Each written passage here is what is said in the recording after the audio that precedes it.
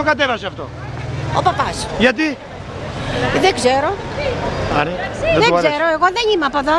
Εγώ ήρθα να χορέψω και δεν βρήκα χορεύτηκα. Δεν τους άφησε η Μητρόπολη? Δεν τους άφησε η Μητρόπολη και ο παπάς τον γκρέμισε τούτο. Παπάς. Και ο κύριος αρπάχτηκε και τα έβαλε με τον παπά. Κοιτάξτε, σήμερα είναι μια γιορτή της Αγίας Παρασκευής. Όλα όπως κάθε χρόνο γίνονται υπέροχα εδώ πέρα, αλλά φέτος δυστυχώς ο Μητροπολίτης είπε ότι αν γίνει γλέντι στην πλατεία δεν θα λειτουργήσει η εκκλησία και δυστυχώς για όλους εμάς και για τα φιλοξενούμενα χορευτικά που δώσαμε αυτή την άκομψη συμπεριφορά του τόπου μας από όλο αυτό.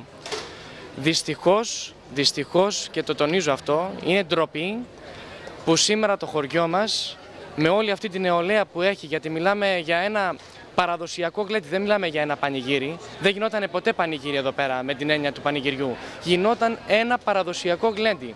Είναι κρίμα και ντροπή που σήμερα εδώ στο χώρο της πλατείας δεν γίνεται αυτό το γλέντι.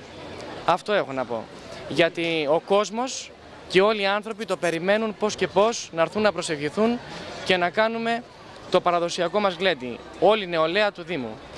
Ο σύλλογός μας, εδώ και 13 χρόνια, σε αυτή την πλατεία παρουσιάζει μαζί με άλλους φίλους συλλόγους που έρχονται από διάφορα μέρη της πατρίδας μας.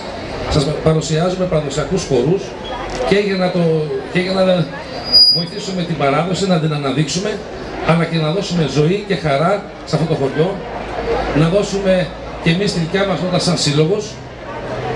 Και κατόπιν αυτής της παρουσίασης συνηθίζουμε τα τελευταία χρόνια να έχουμε ένα γλέντι, μια φιλοξενία στους χορευτές και αυτούς που έρχονται, αλλά και τους δικούς μας που συμμετέχουν σε αυτή την εκδήλωση.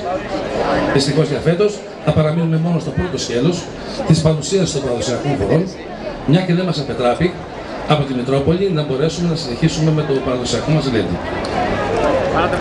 Ελπίζουμε αυτό να μην χαλάσει τη διάθεση των χορευτών, των φιλοξενούμενων, αλλά και των δικών μας ανθρώπων που συμμετέχουν.